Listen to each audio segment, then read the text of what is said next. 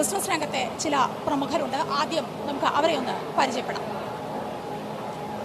Synthite MD doctor Biju Jacob, Althamar dry fruits director PP Shameer, ഒപ്പം Digibiz general manager Jabeer എന്നിവരാണ് എനിക്കൊപ്പമുള്ളത്. ഒപ്പം ഈ എക്സ്പോയുടെ ജനറൽ കൺവീനർ നിസാർ ഇബ്രാഹിമും എനിക്കൊപ്പം ചേരുകയാണ്.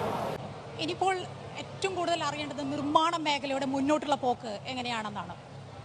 അതിന് ഉത്തരം നൽകാൻ ജാബിറുണ്ട് ഇപ്പോൾ എനിക്കൊപ്പം.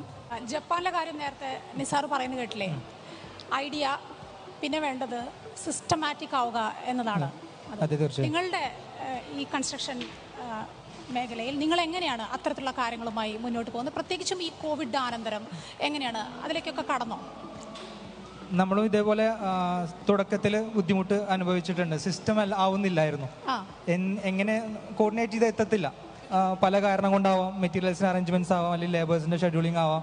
വിചാരിച്ച പോലുള്ള ഒരു കോർഡിനേഷൻ നമുക്ക് പറ്റുന്നുണ്ടായിരുന്നില്ല. പിന്നെ നമ്മളത് സ്റ്റഡി ചെയ്ത് ഓരോ വിഷയം എങ്ങനെ സോൾവ് ചെയ്യാന്നുള്ളത് സ്റ്റഡി ചെയ്തിട്ടാണ് നമ്മളിപ്പോൾ ഈ ഒരു കോർപ്പറേറ്റ് സെറ്റപ്പിലേക്ക് മാറി വന്ന് ഇപ്പോൾ നല്ല രീതിയിൽ നമുക്കിത് മാനേജ് ചെയ്യാൻ പറ്റുന്നുണ്ടായിരുന്നു. കാരണം ഞങ്ങളുടെ ഗ്രോത്ത് എന്ന് പറഞ്ഞു കഴിഞ്ഞാൽ ഞങ്ങളുടെ മാർക്കറ്റിംഗ് സൈഡ് വളരെ സ്ട്രോങ് ആയതുകൊണ്ട് തന്നെ വർക്കുകൾ പെട്ടെന്ന് കയറുന്നുണ്ടായിരുന്നു. ബട്ട് നമുക്ക് ആ രീതിയിലുള്ളൊരു സർവീസ് കൊടുക്കാൻ ആ സമയത്ത് പറ്റിയിട്ടുണ്ടായിരുന്നില്ല. ഒപ്പം തന്നെ ഈ കോവിഡ് ഇഷ്യൂസും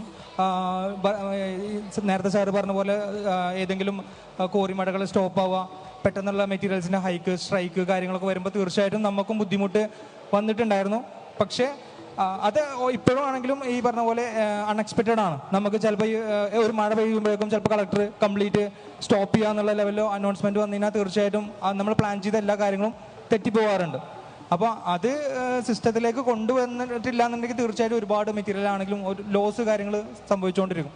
അപ്പോൾ അതിൽ നിന്ന് മാറ്റം വരുത്താൻ വേണ്ടി നമ്മൾ നിരന്തരം ട്രൈ ചെയ്തുകൊണ്ട് മാത്രമാണ് നമുക്കിപ്പോൾ ഈ ഒരു ലെവലിൽ പറ്റുന്നത്. മുമ്പ് ഒരുപാട് ഇഷ്യൂസ്, ആ ഒരു സിസ്റ്റം അല്ലാത്തതുകൊണ്ടുണ്ടായിരുന്ന ഒരുപാട് ഇഷ്യൂസ് ഉണ്ടായിരുന്നു. ഇപ്പോൾ നമ്മളത് സോൾവ് ചെയ്ത് നല്ല രീതിയിൽ പോകുന്നുണ്ട്.